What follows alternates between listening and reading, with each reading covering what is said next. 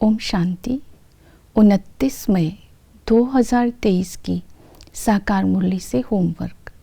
आज की मुरली से हम लक्ष्य लेंगे 20 नाखूनों का जोर लगाकर बाप से पूरा वर्षा लेना है।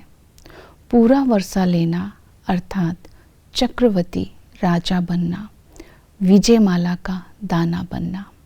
इसके लिए आज की मुरली से हम 3 बातों पर विशेष अटेंशन देंगे। पहली बात है याद, दूसरी है श्रीमत, तीसरी है सेवा। याद के लिए आज की मुरली में बाबा ने विधि बताई, लक्ष्य को याद करो। दूसरी विधि बताई, सर्व संबंधों का अनुभव एक बाप से करो। सर्व संबंधों की प्राप्ति जब एक बाप से होगी तो प्राप्ति संपन्न आत्मा ही चक्रवर्ती राजा बन सकती है। तो पहला है याद की विधि, लक्ष्य को याद रखो।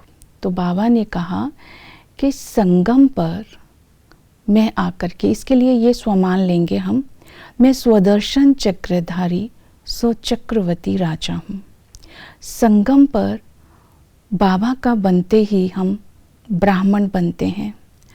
ब्राह्मण बनते ही बाबा से हमें तीसरा नेत्र मिलता है और तीसरा नेत्र में हमें ड्रामा का राज बाबा समझाते हैं। जब ड्रामा का राज हमारी बुद्धि में आता है तो हमें समझ में आता है कि सतयुग में कौन राज्य करते हैं, कब तक राज्य करते हैं, त्रेता में कौन राज्य करता है, कब तक राज्य करते हैं, हम कैसे द्वापर और कलयुग में आते हैं। अभी हमें बाबा तीसरा नेत्र देकर ब्राह्मण बनाते हैं तो हमारी कर्म की श्रेष्ठता और पवित्रता की धारणा के आधार पर हम फिर से पुरुषार्थ करते हैं देवता बनने का।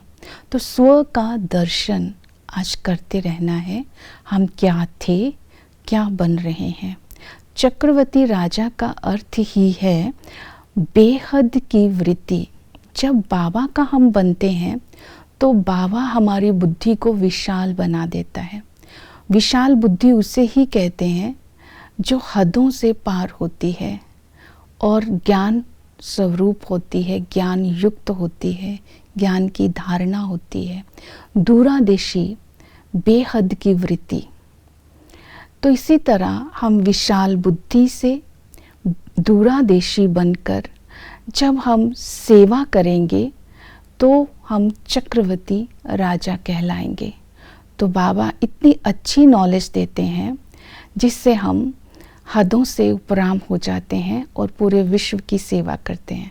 तो ये स्वमान याद रखना है, मैं स्वदर्शन चक्रधारी सो चक्रवर्ती राजा हूँ। दूसरी याद की विधि बताई है यथार्थ पहचान और बाप की कर्तव्य। यथार्थ पहचान में हमें बाबा ने कहा तुम संगम पर मेरे अविनाशी बच्चे बनते हो। तो सारा ही ज्ञान दिया कि बाबा कैसे आते हैं, देवताएं कौन हैं, बाकी धर्म कैसे स्थापन होते हैं। तो बाप का यथार्थ परिचय हम बच्चों को मिला है कि बाबा निराकार है, हम आत्मा भी निराकार है, बाबा परम धाम निवासी है। बाबा का कर्तव्य है हम कांटों को फूल बनाते हैं, पतितों को पावन बनाते हैं, हमें तीसरा नेत्र देके हमें विशाल बुद्धि बनाते हैं, दूरादेशी बनाते हैं।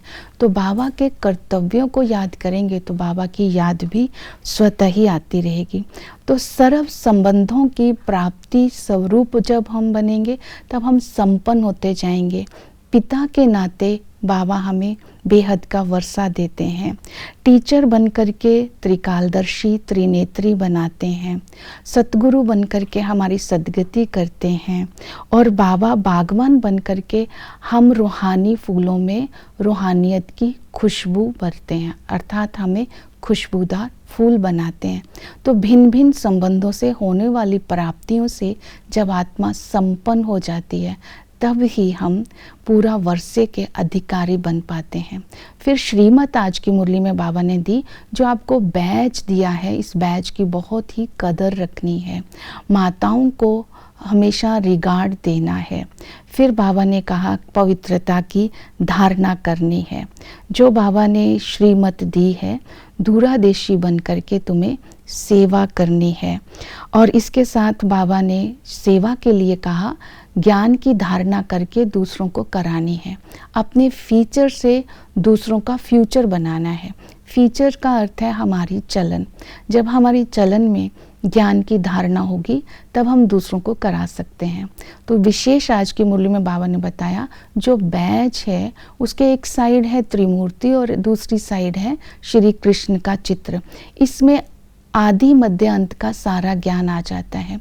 इसके ऊपर सृष्टि चक्र का सारा ज्ञान समझाना है कि इस सृष्टि में सबसे ऊंच शिव बाबा है, फिर ब्रह्मा विष्णु शंकर है, फिर लक्ष्मी नारायण है, फिर सरस्वती ब्रह्मा सरस्वती है।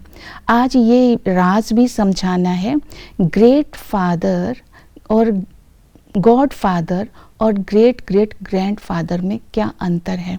बहुत अच्छे से आज की मुरली में बाबा ने समझाया। तो ये सारे ज्ञान को जब हम धारण करके कराएंगे तब हम बाप से पूरा वर्षा ले सकते हैं। ओम शांति।